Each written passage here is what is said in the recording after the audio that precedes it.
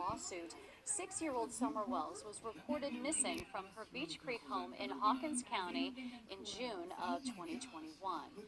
There has been an active Amber Alert ever since. The Churchill Rescue Squad was in charge of a massive ground search in the days following her reported disappearance. The rescue squad also created a reward fund that was set to expire and go to the Children's Advocacy Center that covers the area in which Summer lives. It's now the center of a civil lawsuit. Since our last update, the Children's Advocacy Center has filed an answer asking the judge to make them the beneficiary of the $40,000+ fund. Summer's parents, Don and Candace Wells, have been added as defendants. Ansley Daniel is in the studio to help bring us up to speed and break down what exactly this means. Ansley? Well, Sarah, the case over this reward fund has been confusing to say the least.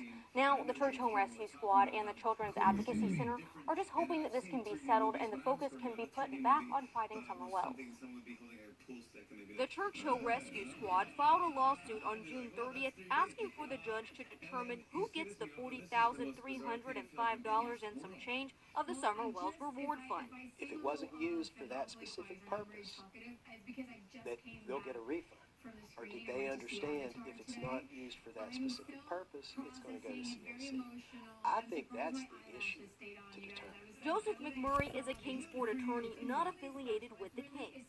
He says in order for the judge to have a valid ruling, all parties who could have a claim on the money in the fund must be notified. You have to comply with one thing, and that is doing your due diligence. If they do have an address, telephone number, or any information on some of these donors, they would have to exhaust reasonable efforts in order to locate these individuals. The only defendant named in the lawsuit to file an official response is the Children's Advocacy Center, asking the judge to grant them the money. The rescue squad's attorney also filed a motion adding Don and Candace Wells as defendants in the case.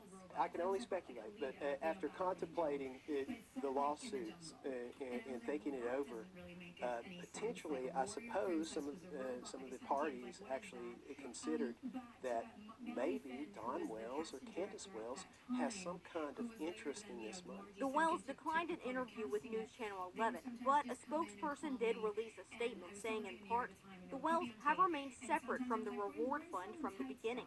Their only request in the past was that the timeline be extended.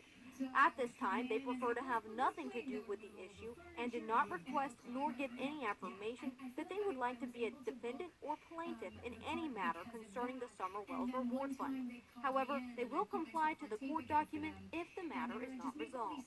So, what's next? Alan Coop, the attorney for the Churchill Rescue Squad, declined to comment on the suit, but he did send a letter saying that a notice of service by publication will appear in the Rogersville Review. After this runs and after 30 days has expired, the judge would be able to adjudicate the rights of these individuals.